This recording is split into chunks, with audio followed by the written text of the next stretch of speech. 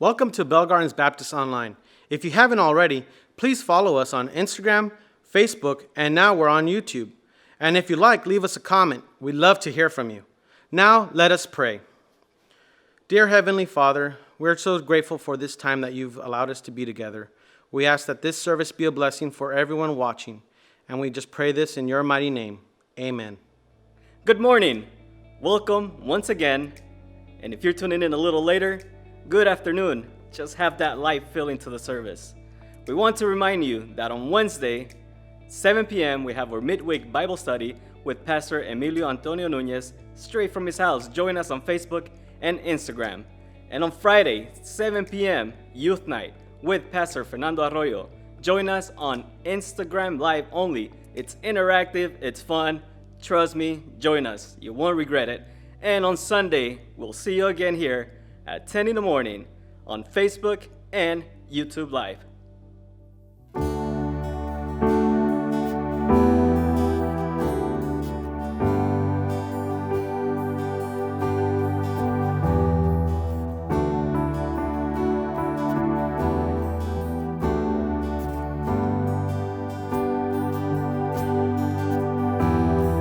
Waters uncharted, my soul will embark. I'll follow your voice straight into the dark. And if from the course you intend to depart,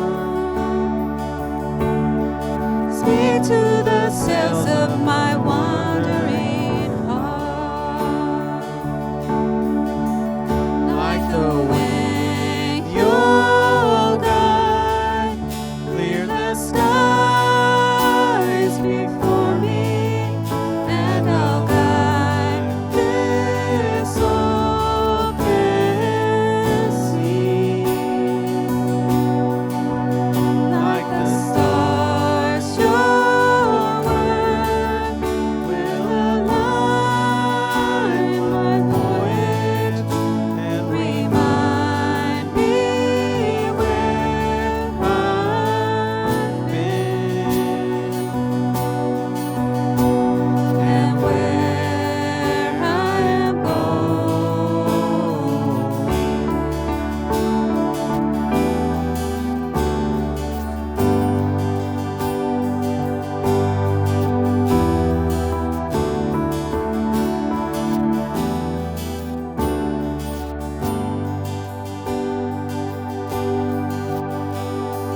lost in the shallows of this fear and fog. Your truth is a compass that points me back home.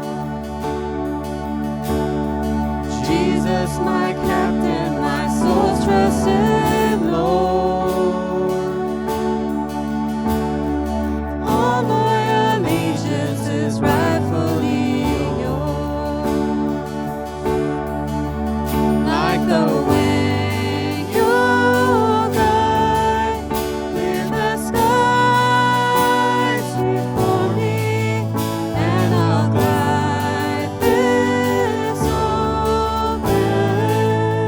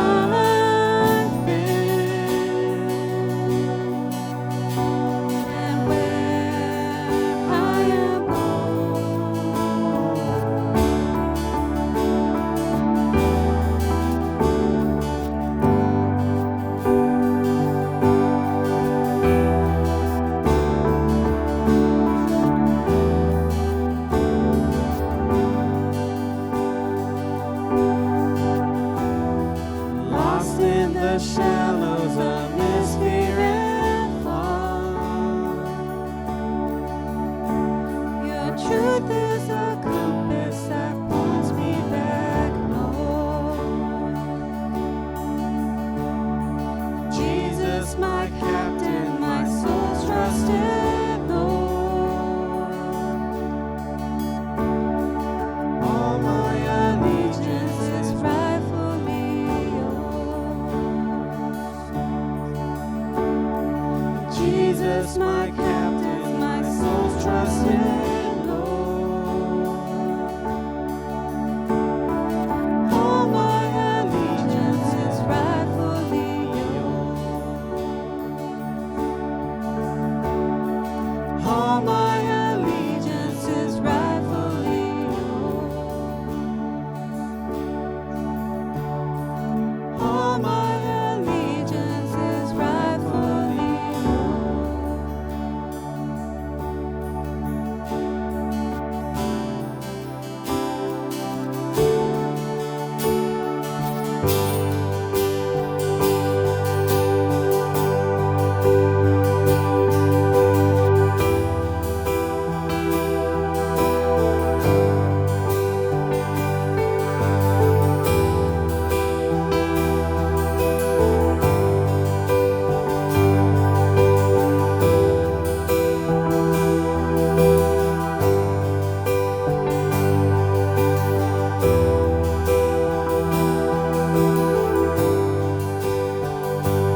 all these pieces broken and scattered, in mercy gathered, mended and whole, empty-handed but not forsaken.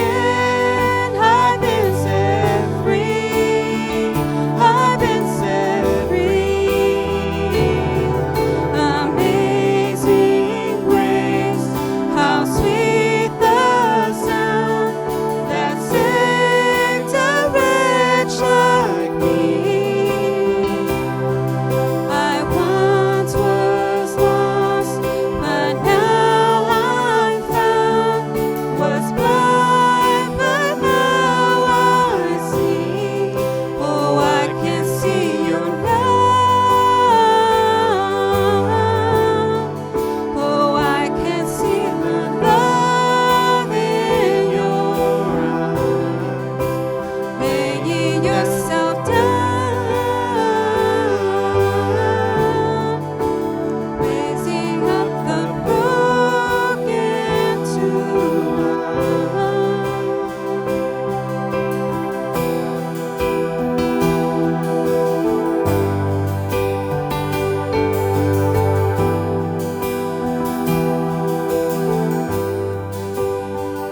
You take our failure, you take our weakness, you set your treasure in jars of clay. So take this heart, Lord, I'll be your vessel, the world to see your life in me. Amazing grace, how sweet the sound that saved a wretch like me. I once was lost, but now I'm found.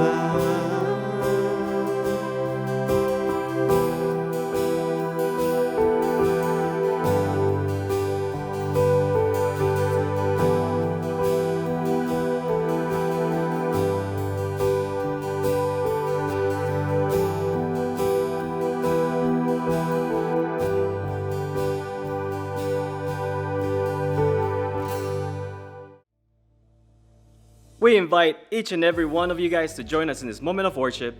If God has put in your heart to give, you can do so in 3 different ways. The first one is you can do it online. Second one, you can mail in your offering. And third one, you can come physically to our church from 10 in the morning to 12:30 noon. But let's practice social distancing. And before we proceed in this moment of worship, 2 Corinthians chapter 9, verses 6 through 8 says, "Remember this, whoever sows sparingly will also reap sparingly, and whoever sows generously will also reap generously. Each of you should give what you have decided in your heart to give, not reluctantly or under compulsion, for God loves a cheerful giver. And God is able to bless you abundantly, so that in all things, at all times, having all that you need, you will abound in every good work." Dear Lord, we thank you so much for each and every one who is at home and is joining us in this moment of worship to give. We ask you, Lord, that you bless them, that you continue to provide for them, put food on their table. And for those who do not have a job, Lord, we put that in prayer, and we know that you will provide. All this we put in your hands. Amen. Good morning. It's so good to have you here this morning to study God's Word. Let's go to the Lord and ask for His help in understanding, in practicing, and in sharing with others what we learned today. Let's pray. Father, we thank you for this opportunity, this privilege that we have to come to your Word and listen to what you have to tell us.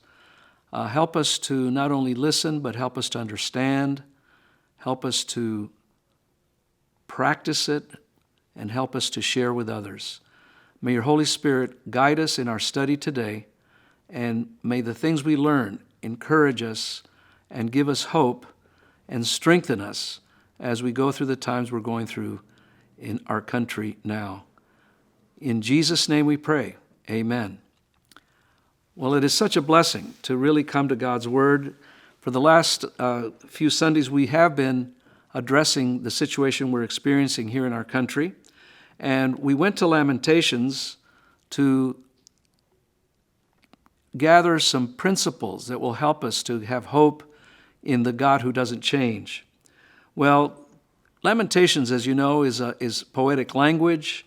And after describing the tragedy of the fall of Jerusalem in 586 BC, in the poetic language that Jeremiah is writing in, he ends this book, as we call it, it's a poem, it's a long poem, with a cry of hope and petition.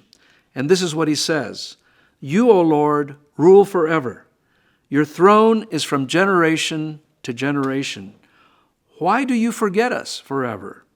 Why do you forsake us so long? Restore us to you, O Lord, that we may be restored. Renew our days of old, unless you have utterly rejected us and are exceedingly angry with us." And that is Lamentations 5:19 through 22. So Jeremiah is writing these words in 586 BC. Fast forward to 538 BC, and this is where our story of rebuilding, renewing, restoring from the ashes of Jerusalem begins.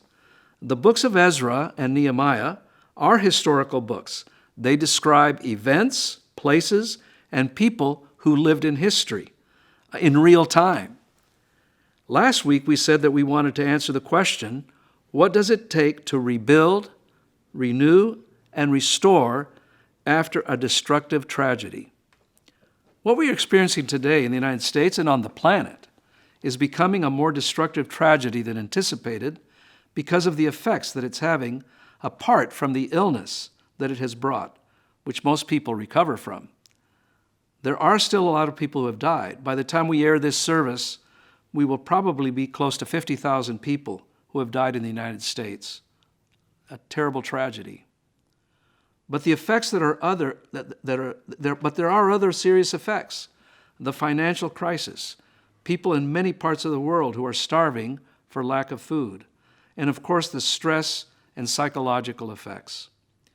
There is a lot of suffering, and it has been a destructive 2 months to the normal life of most people on the planet. But there is talk of trying to reopen and return to what we had before, to rebuild, to renew, to restore. These ideas of rebuilding, renewing, and restoring are within the context of our economy, our health, our lifestyle, and the relative comfort that we experienced before all of this happened. It may also apply to the fact that churches that promote the good news of Jesus Christ have also been affected and will have to go through a process of rebuilding, renewing, and restoring after this tragedy subsides. And it may also be something that can apply to all of us as individuals who will also need to go through a process of rebuilding, renewing, and restoring our lives. My hope is that we will think seriously about the role the true and living God should have in that process. Now, the context of rebuilding, renewing, and restoring in Ezra and Nehemiah focuses on the rebuilding of the temple and the city of Jerusalem after its destruction in 586 BC. The renewing has to do with the process of returning to a vibrant and real relationship with the God of Israel, who had given them clear instructions for life and worship, the law. And the restoration is the more general result that has to do with Jerusalem's return to wholeness and its former influence and glory under Solomon. These ideas of rebuilding, renewing, and restoring are woven throughout the narrative of these historical books. We want to extract some principles that were implemented in these processes and see if they could apply to our current situation. Last week from Ezra 1:1-4, we extracted one principle. God is in control of history. From the simple phrase, "The Lord stirred up the spirit of Cyrus, the king of Persia," we were able to understand that God can move powerful leaders if he wants to, and that it leaves us with the responsibility and duty to pray for our political and spiritual leaders. Remember, 1 Timothy 2:1-5 tells us to pray for those who are in power, political power, and those who are in leadership, and that includes spiritual leadership. And if you'll remember, in Jeremiah's Lamentations, he is describing the fall of Jerusalem as focused around the political leaders, the spiritual leaders who have been rebellious, who have abandoned the law of God, who have rejected God's law, and they are basically living in a lawless society, meaning they don't adhere to God's instructions. And so for us, we need to have that responsibility and duty to pray for our political leaders and our spiritual leaders. We need that in order to carry on a process of rebuilding, renewing, and restoration. Today, what we're going to learn is that God can also and should also move your heart and my heart to do the work of rebuilding, renewing, and restoring. God does need human resources and material resources to rebuild what he wants to do in terms of his people, his church, and I think that's one of the processes that has to be carried out after we have finished with this pandemic. Many churches, as this church, I'm speaking into an empty auditorium. Many of the people who had started attending this church were new followers of Jesus. Maybe they've been discouraged. Maybe they have been neutralized. We are going to need to go through a process as a church of rebuilding, renewing, and restoring.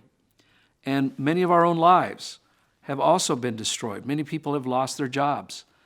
And here in California, we have one of the highest unemployment rates of any state in the nation.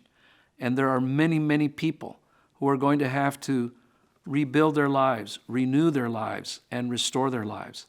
Of course, we have in our mind a focus that has God in mind, that has the spiritual life in mind. And there's nothing more important than that in the human existence. Having a connection to the true and living God is the most important thing that any human being can have. And maybe this is something that God is using to remind us that life is more than just material things. It is more than just entertainment, superficial entertainment. It's amazing that what this pandemic has been able to do, there's a joke floating around, women were not able to do, and that is to get men to stop looking at sports. And, even in the middle of pandemic, in the middle of suffering, we do have to try to maintain a certain sense of humor. Not about the tragedy of what's happening, but looking at the other side of the effects of what's happening. So many people have attended to things that are more important. And I think that as we finish this pandemic, as it subsides, my prayer is that we will continue to have in mind the things that are truly important in life. The relationship that we have with God, the relationships that we have with family, with spouse, with children, with brothers, sisters, with parents and cousins. Those are all the things that are important. The other day on the news, there was a grandma and grandpa that literally covered themselves in complete plastic, and they actually used a snorkel to be able to breathe, just so that they could go to their grandkids' home and give them one hug. They went through hours of preparation just to be able to cover themselves completely, seal themselves in plastic, and they had that snorkel to be able to breathe, just to be able to hug their grandkids. Something that we took for granted before all of this. So it is important to think about our relationship to God, our relationship with each other, and really our own personal well-being, our own personal rebuilding and renewing and restoring. So today, what we're going to learn is that God does need to move your heart and my heart to do the work of rebuilding, renewing, and restoring. I am mixing a little bit of the context of what we're talking about. I'll repeat, in Ezra and Nehemiah, the context is the historical context of rebuilding the temple in Jerusalem, the city of Jerusalem. But it also is in the context of renewing the lives of the people who participate in that process. The people who have returned from Babylon to Jerusalem do need to be renewed spiritually, do need to be reminded of their relationship to God and their duty and responsibility to do what God wants them to do. So today we want to talk about the human resources and material resources that are needed in the process of rebuilding, renewing, and restoring. So as we read the first verses of Ezra, we will read the verses we read last week, verses 1 through 4, but we will also read verses 5 through 11. And we will get those concepts of human resources and material resources, okay? And we will also point out a couple of other things as we go through here. Now, in the first year of Cyrus, king of Persia, in order to fulfill the word of the Lord by the mouth of Jeremiah, right there, God keeps his word. I just need to say that. If God says something's going to happen, it will happen. You can count on it. To fulfill the word by the mouth of Jeremiah, the Lord stirred up the spirit of Cyrus, king of Persia, so that he sent a proclamation throughout all his kingdom and also put it in writing, saying, "Thus says Cyrus, king of Persia, the Lord, the God of heaven, has given me all the kingdoms of the earth, and he has appointed me to build him a house in Jerusalem, which is in Judah. Whoever there is among you of all his people," and by the way, God does have his people.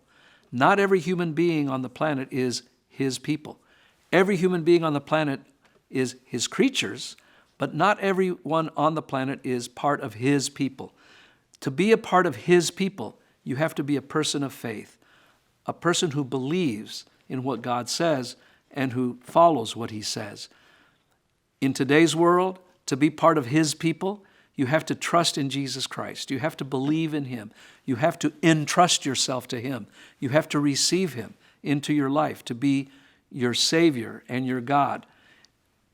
To be part of God's people, you have to have faith in God's commandment. And today's world, the commandment that God has given us is to believe in Jesus Christ.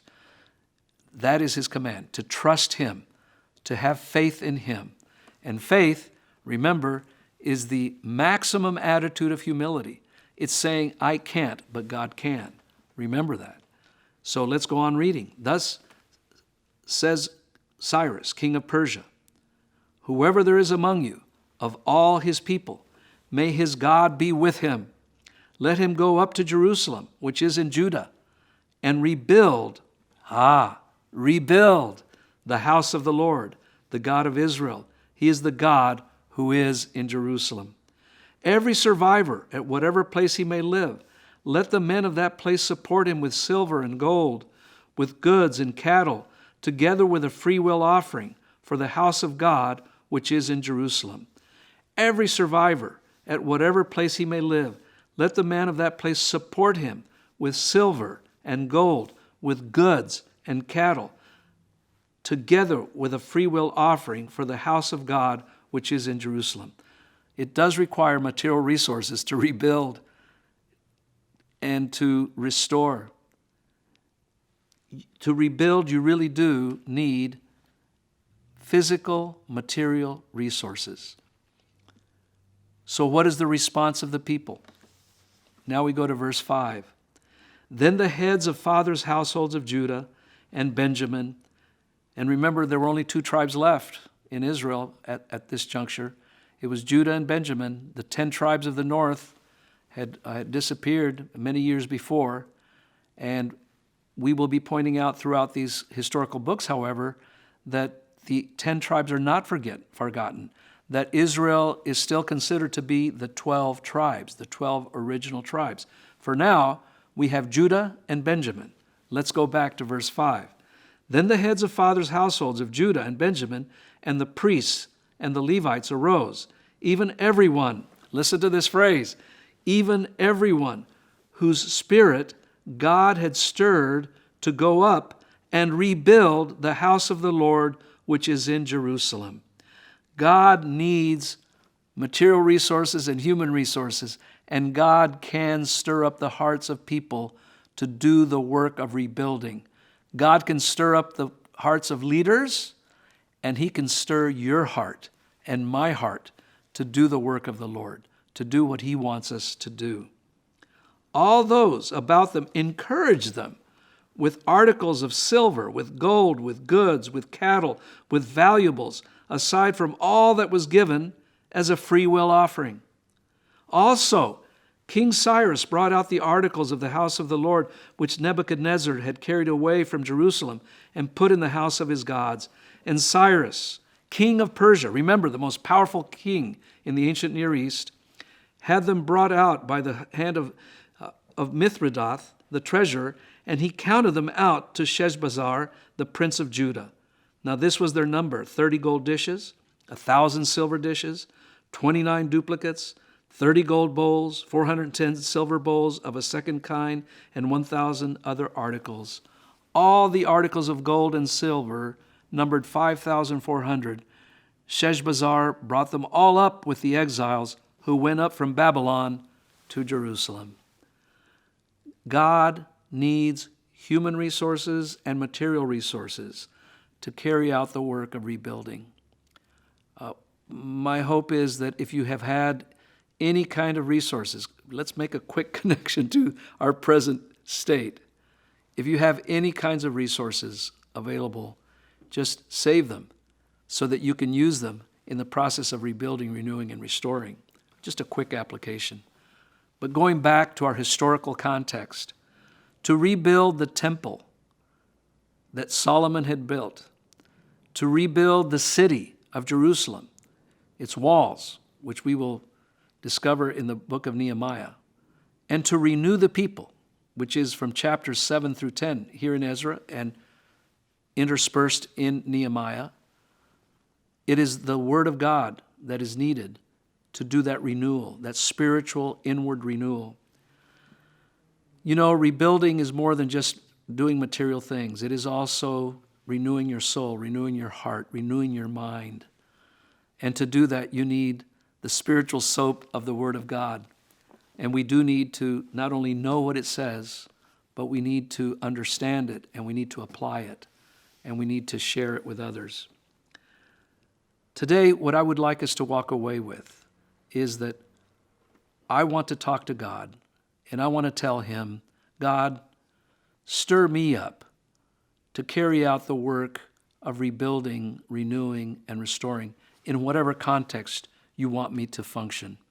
Perhaps as a follower of Jesus, this means that you will carry out that process personally in your own life, that you are going to take seriously the time that we have right now, because we all do have extra time.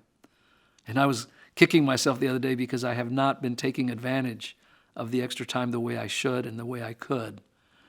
But we do have extra time. And so we do need to dedicate time to rebuilding our own lives, to renewing our souls, our spirits, spiritually, and to give us wholeness, to be completely whole as we can be inside and outside, spiritually and physically. So instead of being sedentary and lazy, we do need to dedicate some time to working out and to taking care of this body. But we also need to take time to take care of the inside, of who we are spiritually and emotionally.